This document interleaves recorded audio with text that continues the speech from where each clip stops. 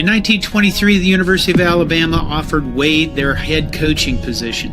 What they got was an iron disciplinarian who immediately transformed the culture of Alabama football. Wade's players called him the Bear.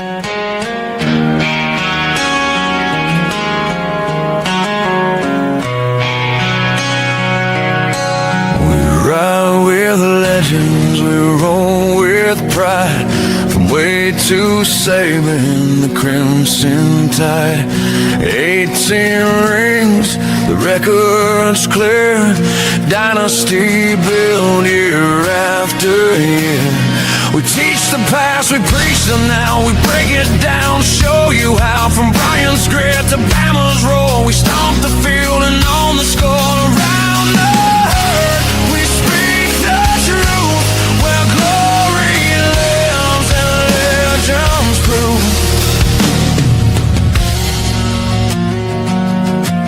Basketball's rise, so it leads the way. Final Four dreams in full display. Gymnastics flips with flawless grace. Champions born in every space. We honor hustle, we praise the grind. Every sport, every tight mind. From hardwood heat to balance beam. We rep the red, we rep the team. Around the herd, we speak the truth. Where glory lives and legends prove. Around the herd, we speak the truth. Where glory lives and legends prove. We don't just talk, we educate. Breaking down plays, we elevate Heisman runs and draft day fame. We know the stats, we name the game. Rivals tremble when downers kneel. We bring the facts, we bring the fear. The same just hype its legacy. The tide rolls deep in history. Around the herd, we speak the truth. Where glory lives and legends prove. So tune in loud, let the story unfold. Of crimson fire and heart so bold. We shine the light on everywhere. From past to present we dive in. This show's for fans who bleed that red. Who know the names, the paths they tread. We're not just proud, we're certified. The voice, the pulse of Crimson Tide. Around the herd, we speak the truth. Where glory lives and legends prove. Around the herd, we speak the truth. Where glory lives and legends prove.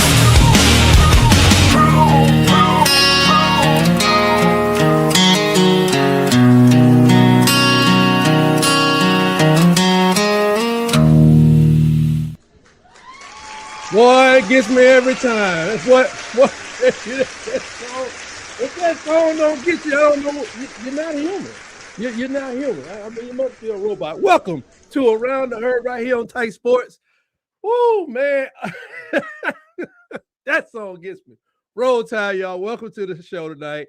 Thank you for joining me on whichever virtual space you've joined me on. Tell everybody to lock me in. Buckle up. Let's get ready to talk about your Crimson Tide. As far as I'm concerned, I don't care what last year's record was, still the greatest dynasty the world has ever seen. Now, what I need you to do, reach out there and share a pound with a brother and drop that thing right down on the subscribe button as you settle in. We're trying to make it over to 700 subscribers. We on our way with your help, with the help of the Bama Nation and people around the South, whoever you are. Just check me out. I'm a good guy, okay? Come on, hit the subscribe button, share it with your friends, and click that like while you're at it. Now, always remember, if I successfully stimulate the happy juice in your gray matter and make your funny bone jiggle, let the algorithm know what we're doing around here and poke that like button right in the eye. Now, it's just some notes I saw right off the top of my head before I get to the subject of tonight's show. Oh, yeah, it's explosive to me. I've been looking at numbers and stuff. I just want to, I saw something came across my desk. They said at Rutgers, they lost $78 million on athletics between 2024 and 2025. And now the Scarlet Knights, I thought Scarlet Knights were like involved in royalty and whatnot, but I guess that's not how they do it in New Jersey, at least. They having problems. So this will be $500 million in debt. And that's what's gonna happen to a lot of folks when you suck at every sport. I mean, I ain't trying to be funny. Let's just say the generating sports. I know he played a lot to get Ron Harper's boy and this other guy over there to play basketball, but I don't know how much you win by winning the whole doggone NCAA Final 64 or whatever. And they didn't make it to the Final Four, but that was crazy. And for everybody wondering, what happened with that boy from Duke that got offered, like, he was making $2 million at Duke when Duke was the only one that believed in him, and everybody wanted him to just stay there and just, take work from the team, man. You know what I'm saying? Like, you got to remember, we are a team, man. Duke believed in you, gave you $2 million when you were nothing coming out of high school. And Miami made that man an offer. It made him an offer he couldn't refuse, man. $10 million. I don't know where he's from. I'm thinking from Florida. I don't know where he's from. Just to say that. I don't know where he's from. His sister is in Oregon. They're going to bring his sister from Oregon all the way down to Miami. Have y'all checked out the documentaries on the weather in those two cities? Forget about it. And put her on scholarships and give her NIL and get this man $10 million. I'm supposed to wear myself out for the team? What team? No. What I'm going to do is I'm going to look out for myself and I'm going to get mine. Hey, I cannot blame that man. That's a lot. People out here that are complaining about the NIL, trust me when I say you guys are asking too much of these young men, because shoot, I almost run some of y'all mamas over for $10 million if I can get away with it. I'm just joking, but come on, man. There's first you got people that want to let them get paid, and then we got people that are like, they making too much money, and I'm like, how they making too much money? But $10 million, and that's a 2-year deal, by the way. So you'll be happy to know at least he's going to be there in school for 2 years, But moving on to my next story and the story tonight, I came across this to open us up with. Y'all remember Mike Johnson, All-American tackle with the Crimson Tide? He gave a quote today, and I want to read it, or not today, but there's a quote out there. He said, one of the things that I hated about watching our offense try to run the ball was the timing. You want the phasing, the timing of it to be really, really good. But the timing was always so bad. It felt like either the running backs were running into the backs of the offensive linemen before they could get off the blocks, or the running back was too far away. And the blocks were being beaten before the running back could get there. That's end quote, former offensive lineman, All-American offensive lineman, Mike Johnson. I do not remember exactly when he played, but I think he got a ring before he got up out of here. And he's exactly right. I don't play. I listen to the experts tell me that we got issues. And that's where we are now because of this guy right here, Adrian Clem. He's going to be our man Friday on the spot. He's going to come back and rejuvenate this team and take us back to where we're supposed to be. So what I want to do is tell you a lot about Coach Clem, the good, the awesome, and a little ugly about Coach Clem. And so starting out, Adrian William Clem was born May 21st, 1977 in Inglewood, California, raised right in the middle of real football culture. I never heard Inglewood described like that, but hey, I'll go with it. Now, this guy, he played at St. Monica Catholic High School, where he developed into a multi-position lineman. And basically, this man wasn't, he took to it like a fish to water because he was starting in the 9th grade. But he wasn't a 5-star. He was a grinder who turned who turned his mindset and made him into an awesome lineman. And now he was able to get a scholarship, and he moved on after St.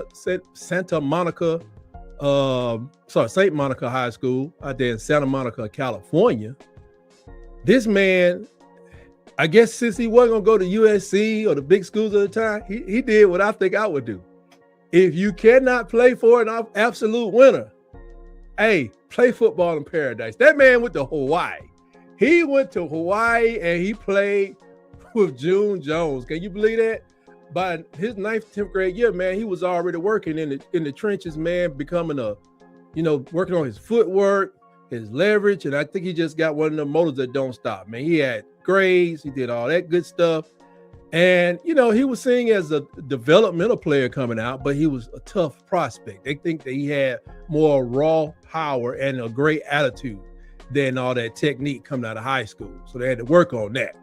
And that's good because this is a guy who knows what it looks like when a player isn't a finished product and how he can help build them into pros. And that's kind of what he's been doing. I expect this man to come here and change this whole thing around. But let me continue. He played offensive lineman, all the years, primarily tackle. He was a multi-year starter. And with Hawaii's offense, you know anything about June Jones, the man with the lei around his neck and the Hawaiian shirt. Oh, they're going to throw the ball. So he really learned how to protect quarterbacks, in wide open schemes. We got kind of a wide open scheme, but it was limited because we had a run blocking, I think. Anyway, get to that later. Now, on field, he was a full snap by snap player.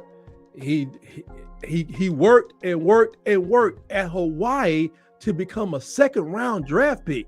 And guess who picked him? Yeah, that's right. The GOAT. Bill Belichick picked this man. 2nd round now. Now, Belichick and Brady, and one thing they did have, they had some blocking. Sometimes it was pass blocking, sometimes it was something else, but they definitely had blocking. So he was drafted 46th overall in the 2000 draft, the first draft pick, actually, of the Bill Belichick era. First draft pick of the Belichick era, meaning they probably already didn't have a first rounder.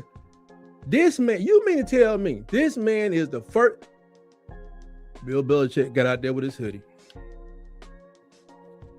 And he found this guy that said something.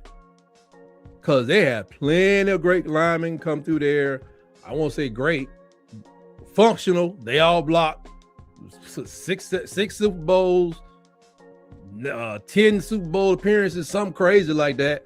Oh, yeah. And I'm going to just say, man, either the man, while I'm on Bill Belichick, either he cheated and you didn't say nothing, or he cheated and he should have penalized, but letting that man ride like this to his age and not making that man a first ballot Hall of Famer, not only is insulting to football, not insulting to Bill Belichick, it's insulting. It makes me think the whole thing stink, reporters.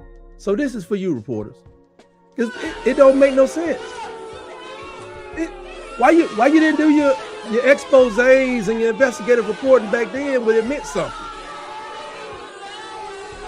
Hines Ward told y'all that they took the plays. The people at the Rams told y'all, but y'all won't do the investigative report. Now y'all just go like, we're going to let it ride. We're going to let it ride. Now you want to say something. The hell with y'all, reporters. Anyway, while with the New England Patriots, his tenure was from 2000 to 2004, played guard and tackle. He appeared in 42 games. He started 18 games with them, and he's a 3-time Super Bowl champion. I should be able to stop right there. Sometimes the winners can't teach it, but I'm kind of giddy here. I'm gonna keep going. He went on to play with Green Bay. He went on to play with the Raiders until he just got tired of moving around and stuff. But he did manage to have a 7-year career. That's above average. And then he moved into coaching. Now, when he moved into coaching, and they say he wasn't a perennial Pro Bowler, but he was tough, versatile. And he survived in the league, starting games, he won titles. A lot of people can't say that. And I'm glad that versatility thing came up. I wanted to make sure I get that out because he got to know every position. He's got to coach them all. So here we go. And in a quote, he said he had to fight for my snaps. Energy is exactly what you want people teaching. You know what I'm saying? From these 18 to 28-year-old young college students. I try to give straight face. You gotta teach them how to survive in college football, and some would say in the SEC, but I don't know. I don't know about that no more. I mean, SEC, you survived the SEC in the last 3 years, you come up with what? Bumpkins. So anyway, first job, he went and reunited with his old coach, June Jones, down at SMU, and June Jones was throwing the ball all over the place until they ran him up out of there. But he had some added responsibilities. He went from the offensive line coach in 2009. He went on to be he went from a graduate assistant to the online coach in like a year. Like a lot of people grad assist. I know some great players, or pretty good college players at least. They did graduate assistant work, and then it took him a couple years for somebody to call them the coach. You know, but I guess you probably got to take a lesser job if you go with a bigger program. But either way, this man was the offensive line coach in his second year coaching. He became the offensive line coach 2009, and added to his responsibilities with that position. And he worked with June Jones heavily on that pass offense, and it demands a high level of pass protection and communication from the line because they got to know how to shift and all the rest of stuff. I got him, you got him. That dude with the breath, his breath stank. His breath stank. 52's mid. 52's mid. Anyway, offensive line performance. With this pass protection they did out there, SMU's their offenses under June Jones were known they had big passing numbers. They were relatively solid pass protectors, considering the volume of dropbacks that June Jones would literally do. I mean, what did he call his thing? It wasn't a run and shoot. I don't know if it was a fun and gun. It wasn't a red gun. That was a guy at Texas Tech that passed away. But I wasn't able to pull up the exact number of pressures and sacks. I don't know if they kept up with a lot of that stuff. I didn't want to go back there to look at it. But the run game was secondary in that system. But Clem's early work at SMU set the stage for his reputation as a run game builder once he got over to USC and over to Oregon. Now, this man earned a reputation as a young coach who could connect with players, which is good, and translate his NFL experience to technique. And a lot of times, people, it's like a mentor. That guy got in the league and he came from Hawaii. I need to listen to him. It's true. You may want to listen to him more than you listen to somebody that come from the last 2-3 national champions, because it's like maybe he was special, maybe he was gifted, maybe he was highly touted, maybe somebody was watching this guy from high school through college to get him to the NFL. But when you catch somebody's attention at Hawaii, yeah, you've been putting in work. His recruiting chops started to show, helping SMU upgrade their talent and in the trenches. He went out and saw who can do what. Key point. They talk about Signetti, 3 stars on. Forget the star system, folks. It's over with. We done with that. All right. If you need one for your kid, yeah, get it. Get that. But the coaches are going to be looking for who can actually play this position. By the way, what is his name? Jet Tomala was signed by the University of Alabama as a 3-star quarterback. He automatically became a 4-star quarterback. And now for 2 years in a row, Keelan Russell being the first, Jet Tomala will be the second 5-star quarterback added to the University of Alabama's class of 2026. Congratulations, coach. Hey, I speaking of the star system, is he a 3-star, 4-star? Did they see something? Did the boy bless him and he became a 5? Anyway, moving on to UCLA. He joined UCLA in 2011. That's when you had to have a run game. He was a run game coordinator and the offensive line coach there in 2012 all the way through 2013. Then associate head coach. Now, this is 5 years after he got out of the league. He was an associate head coach and run game coordinator and offensive line coach there in 2014, 2016. In UCLA, under Jim Mora. That's Jim Mora Jr. Jim Mora Jr. became a physical team. I watched him a lot of times, but Jim Mora he did better there than he did with the Falcons. I put it that way. They became a more physical, competitive Pac-12 program. And granted, it is a Pac-12, but Clem's his lines were central to that identity that they built out there. In 2012, behind Clem's line, Jonathan Franklin set a single-season rushing record at UCLA with the top individual rushing total in school history at that time. Huh? Don't we want that here? Yeah, I want that here. 2014, the rushing impact. Paul Perkins later posted another top single-season rushing mark behind Clem's lines, giving him two of the best rushing seasons in the UCLA. Now it is a prestigious UCLA, it may not have been recent, but UCLA used to ball back in the day now, But in the history, he got two rushing, that's what we want. UCLA's offenses under Brett Hundley and others were productive, but it did take some sacks due to scheme and QB style. Brett Hundley used to run all over the place.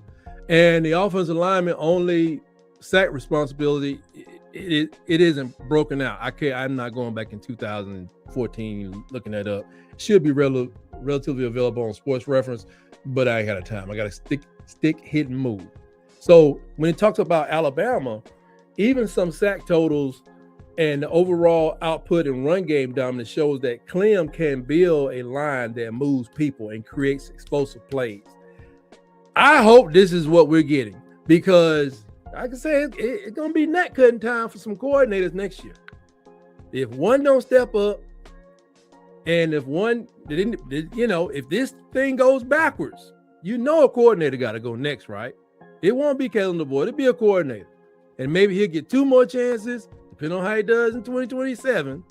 He may get two more chances to 2027, 2028 to figure it out before they.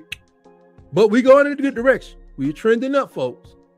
Now, Clem was named the Pac-12 Recruiter of the Year by 24/7 for his 2012 class out there at UCLA, helping him to land top talent. Like I said, we had one of the best recruiting offensive line coach in the business, but we don't need that. We need grinders.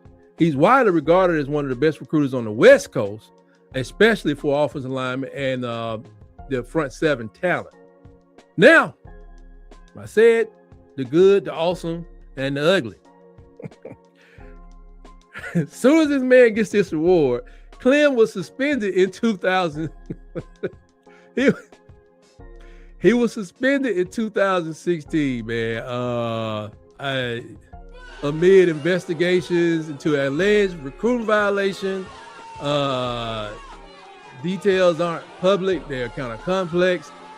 But he ultimately just stepped away from that job and moved on to greener pastures. Now, there's some off-field smoke in the past, but he's just been hired by multiple NFL teams, major college programs, which suggest those concerns, what a career-ending,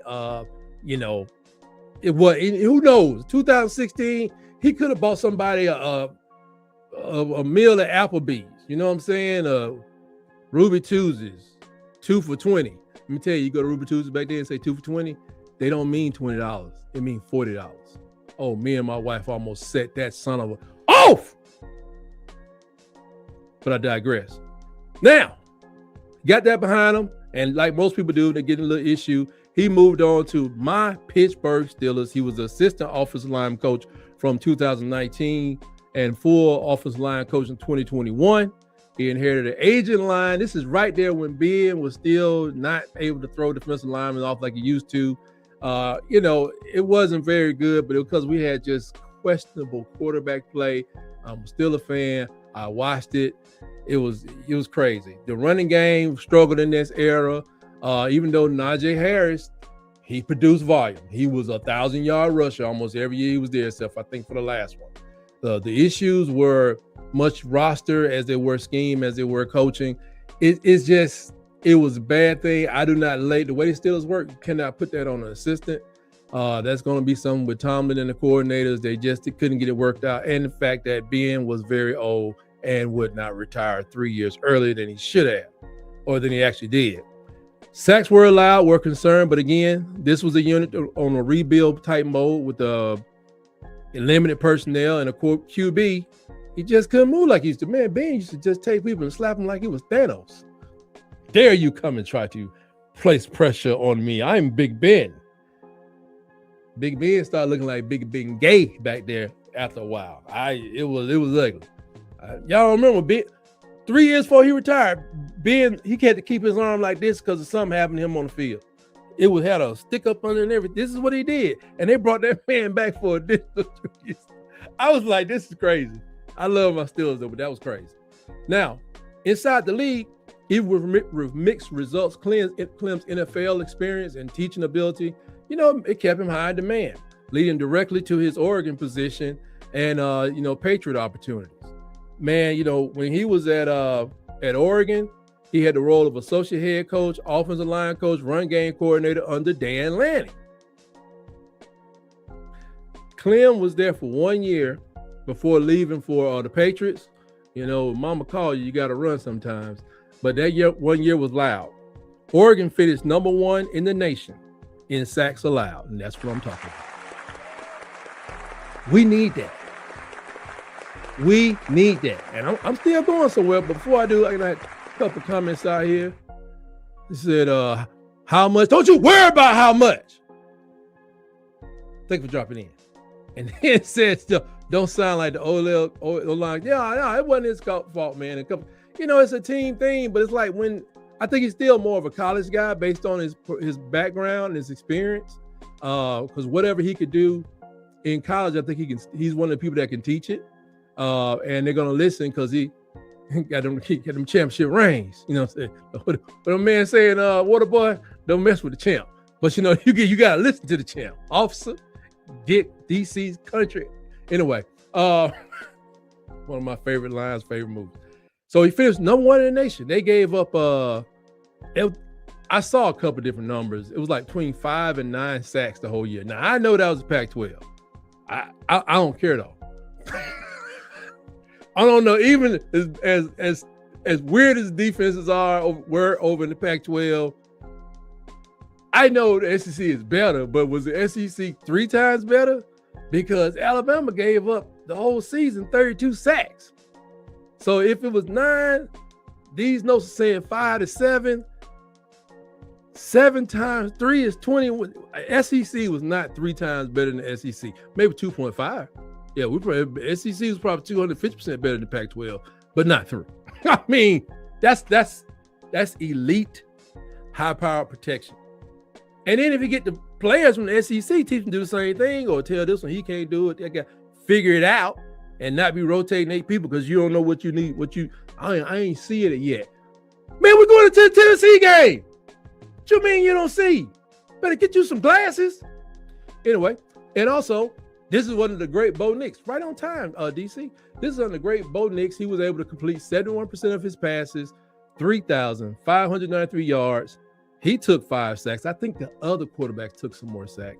A ridiculous combination of volume, efficiency, and protection. And we need all that. We need all that. And I'm going to look at this a little later and show you what the impact could have been if this man got here a year earlier. Now, his rushing offense, their run game was explosive. For their lead, they had multiple backs averaging over 5 yards to carry. And Bo Nix will up jump the boogie and get up out of there himself. Now, the Ducks offense ranked them on the top teams nationally, as they always have. Ever since I started hearing about the Ducks, they always have a good offense. But the Ducks ranked top that year in scoring and total offense, and with the offensive line widely credited as the engine of the operation. Like I tell people all the time, this is why it's so important. You want better defensive line play, you got to get better offensive line. We got to control the clock. I don't think great defense is not to be played for like a whole doggone game. There gonna be some games you get into some pickles, but you're not supposed to stay there all dang night. Now, Dan Lanning publicly called Clem one of the very best offensive line coaches in the country. That's high praise. Praising his NFL experience and his West Coast recruiting chops. When Clem left, Oregon observers pointed to his departure for a major factor in the offensive line's subsequent drop off. They ain't had that boot up in their bookie. He had the magic boot. And that's always a good sign for a coach when you know how valuable he is. Now, Alabama could be the same way in 4 years, but that's why you get assistant offensive line coaches to sit there, one of them write down while one of them watching, and they, what is he doing? What does he say? Okay, we need to, you got to copy everything down. And then after he left Oregon, he went to New England in 2023 as offensive line coach there. The Patriots offense struggled in overall. They had QB instability. I think, was that Mac Jones? That ain't good. Scheme issues. I think they got rid of their coach pretty quick. But Clem gained more NFL reps coaching under this intense scrutiny. I watched those games. They were indeed horrible. But not in the Super Bowl. They still cheat. Anyway, allegedly. Now, they have problems with protection and run game consistency. Now, this is what I'm thinking, though. Maybe pros just ain't his thing because, like I said, that thing can get sketchy. Sometimes, and it just gets it's different in the pros. They got different hierarchies. Where out here, you're the offensive line coach, you're giving full responsibility, and sometimes they give you added responsibility, make you the run game coordinator. I mean, I am going to tell y'all how we can best run the ball with these guys. You want to do toe sweeps, you want to do jet sweeps, these ain't your guys for that. You want to run straight through the A to B gap 80% of the time, I got you. That's a run game coordinator. Why would I tell you to run the ball somewhere that Proctor can't get to? No, that's not what he need to be doing. But coaching in, that kind of a storm, like I said, it does harden you. It makes you refine your skills. Like I said, the things in the NFL haven't been that great, but things in college have been wonderful, if you ask me, based on what I've saw. So, and then he went over to the USC.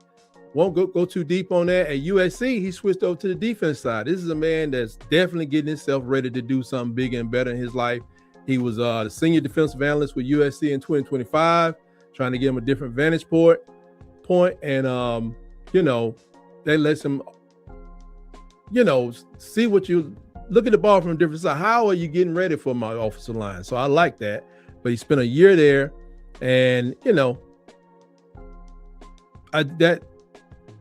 that means he's trying to get ready to be a head coach somewhere. I don't know. He may end up as the head coach of Tuskegee University, my alma mater. Anyway, and of course, he's hired with us right now. So he's going to be coming in, offensive line coach, replacing Chris Kapolovic, who has been entered into the coaching portal, better known as the unemployment line, momentarily.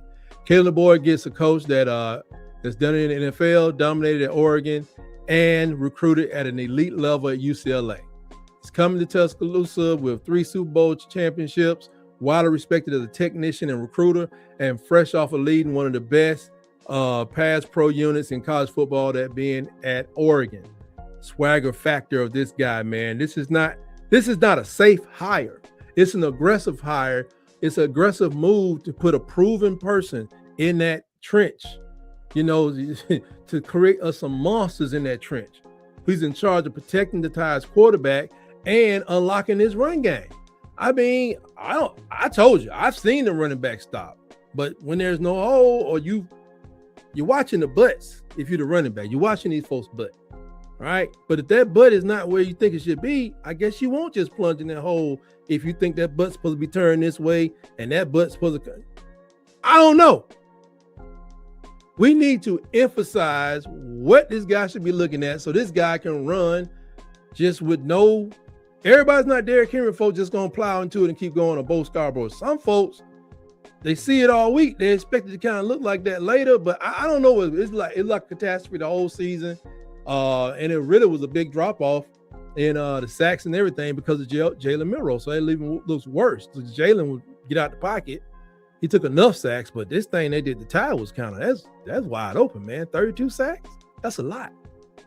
Now, this is where we're not playing around. Bama went and got a 3-time Super Bowl champ, and they got somebody who really knows how to mold college college trenches. Now, everybody was talking Sam Pittman. I understand he's not doing well, he's not in the best of health. He is a man of a certain age. I still say they bring him in as a consultant and let him, in the SEC, you just can't say motherfunker. You got to say the whole word. It really helps. It's a great motivating tool. So what I started to look at, I wanted to look at 2024. Now, this is when you just start doing too much in this whole AI space thing. 2025 Alabama versus 2024 Oregon. Like, what did the numbers look like? In the regular season, like I said, we allowed 25 sacks. They allowed like 11 based on my research in 2024. A difference of, 15. 2.4 sacks per game is what we gave up. What that is that's like 2.5 drive stoppers, really. That's what that is. Oregon was at 0.84. That means they probably lost a drive a game just based off sacks, while we're losing almost 3. Alabama, according to some accounts, I guess Pro Football Focus looks at this. I couldn't find this number for Oregon. Alabama allowed 183 pressures. That's 183 times where your quarterback is rattled. They're estimating that Oregon had about 80 or 90 of those. That's a big difference. That's if your quarterback is throwing for 65%, that's a difference of 100. That's 70-something completions that could have been made. I know this is some far-fetched stuff, but this is how my mind works. And I started this channel to let it out. But 14.1 pressures a game as opposed to like 6 or 7, it means a lot. Now, the passing numbers between those two programs ended up pretty close. 263 to 279. It's only 16 per game difference. Now, the rushing game is atrocious. I mean, Alabama is atrocious. We were right at it's depending on if you're looking at all 15 games or if you're looking at just the regular season, but it was bad. Oregon's at 157. Alabama was at 126. And a lot of that is quarterback scramble and jet sweeps, very little from the running backs, which is where you would love to have all 126 from 2 backs, but that ain't what we did. 3.35 yards per carry. That high-powered 2024 team at Oregon, 4.4. 1 yard. It is truly a game of inches. Game of inches. Now, total offense is a difference of about 70 yards per game, 367, 437, if these numbers are correct, because I was pulling them from different places because I really just didn't trust the numbers. But just to give you an idea of where it is. So then I went further, said, how would Alabama football have fared if the guy that was at Oregon in 2024 was coaching at Alabama in 2025? I said, what does that look like? Projected sacks. Alabama allowed 32 sacks. Just based on the numbers and the things that happened at Oregon and taking into account, like I said, the toughness of the SEC, the computers, the numbers, I know we hate to talk about analytics. It says that Alabama may have given up 14 of 16 sacks. Even if that's wrong, let's say 20%. That's almost 20 sacks as opposed to 32. Huh? Who don't want 32? Who wouldn't? I take, as bad as we were, I'll take that. That's a 50% improvement based on the basic number. And you got to adjust it for ACC defense. They're going to get after you. But is the SEC 3 times better than the Pac-12 was? I don't know about 3, 2.5. Okay. So that's why I said it came in at 18, still almost half of what we gave up.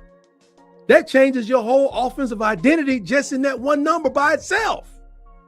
Like I said, those are drive stoppers. That keeps you from getting first downs and it puts your defense back on the field.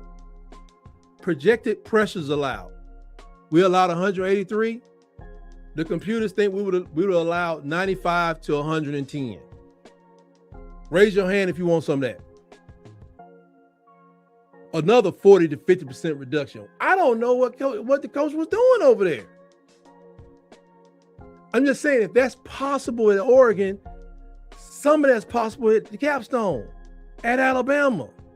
But we wasn't getting that kind of coaching. I don't know. Was he recruiting too much? I don't know. This is where Clem's technique and teaching shows up instantly and stuff like that. Oh, no.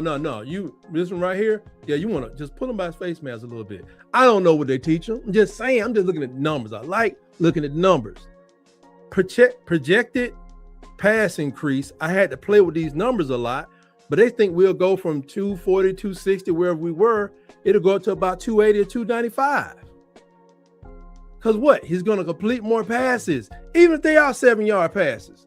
You're going to complete, you're going to throw 10, you're going to complete another 6 or 7 of them. That's a 40 to 50-yard bump directly that's tied to protection. I haven't even got to the running game. Think about it. Haven't even got to the running game. That would turn the Tide into like an offensive vertical threat. They have to blitz 6 people every play to their own demise because we still gonna get them. Now we go to the rushing game.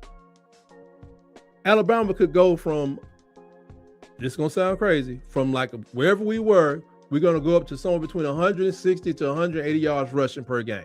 I have some things that, some numbers that came up higher, but we're still looking at like a 40-yard increase in rushing. This is averaging, because the average goes up against East Carolina, it goes down against Georgia. It is what it is. But if you're looking at 40 extra yards per game, especially if it's from the running back, with better execution of combo blocks and all that, just a more consistent push. And how many times on short yardage did we go in there and just throw the ball? That was terrible. Now, the projected total offense is likely to go up from the 367 where we were into 420, 440 range. Almost a 50 to 75-yard increase. And that puts you in high playoff caliber territory. Now, we made the playoffs without all this, by the way. But they didn't deserve it. Too bad, it's over with. We lost. Let's move on. But with this guy on the team, if he's able to do what he's already done on the college level, we go from being just in the playoffs and being, competitive or a challenge to being dangerous and unavoidable. Now, here was a big number. With all this said, if all these projections were to go the right way because he gets the right lineman, I think we got like 19 of them, and we find out which ones can play, who's going to be the backup, and we keep this thing rolling in 1 year. Now, this is what it's saying. With the fewer sacks, more sustained drives, more explosive plays, Alabama in 2025 would have had an additional 1 to 2 wins. So that means the record would have been 13-2. The question is, will we have lost to Florida State and Oklahoma, which I think everybody would take, or would we have lost to, let's say, Georgia in the SEC championship, and then Indiana in the finals? Because this pretty much says what I wanted to say. Tie 11 wins next year. But we can get 11 wins. Because games like the 2025 with FSU and other late season scares that we had for some of these teams, it would have been much improved in the trenches. Clem doesn't need to just fix the line. He needs to change this. He can change the art of the trajectory of the whole season. Just everything changes. So Alabama's 2025 offensive line, it wasn't just off. It was costing us. It was costing the Tide too much. It was costing us first downs, drives, points, and games. And when you look at Oregon's 2024, it shows what a high-functioning, well-coached line can do. Clean pockets, violent run fits, and a QB who looks like he's playing 7-on-7. He's just standing back there, like he just picked the ball up off the chair, and he's just standing there. They got to blitz him to make Bo Nix move, and then you got Austin McAkeel and Russell just running for additional 50 yards a game. It's a different conference. I understand that, but that is still the goal. So you plug Clem into Tuscaloosa with SEC talent. The math says that we make jumps all over the place in every statistical category. Cut these sacks out, you get more completions per game, more yards per rush, all that stuff, and possibly win 1 or 2 more games. Possibly those games are in the regular season. Can this man help us to become 11-1 next year? It sure sounds like it. This is a program level upgrade. This is not somebody just coming and do, we need somebody to coach. No. This is carefully thought out and researched. And the bottom line is this: if Alabama gives Clem's the bodies, and you know we will, we already got them waiting on them. This is the kind of hire that turns a good offense into you're not surviving 4 quarters with us, especially with the people we play.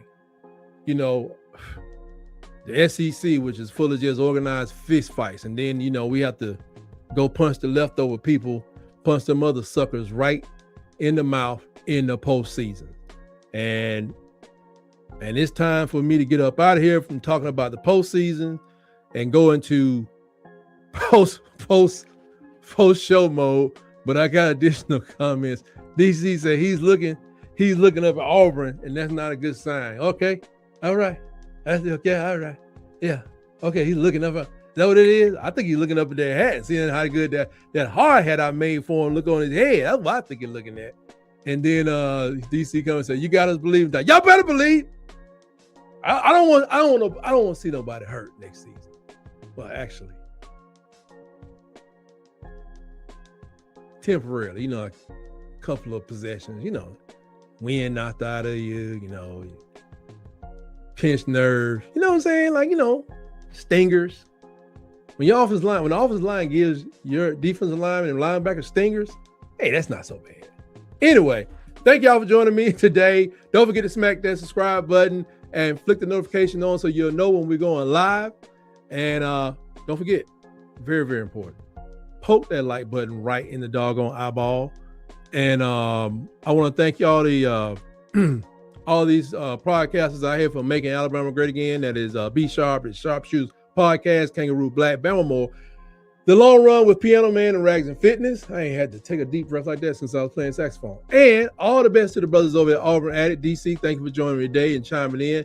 Water Cooler Podcast, Bub and the Old Man. It's SEC season over at and Dustin over at the Up-Tempo Podcast.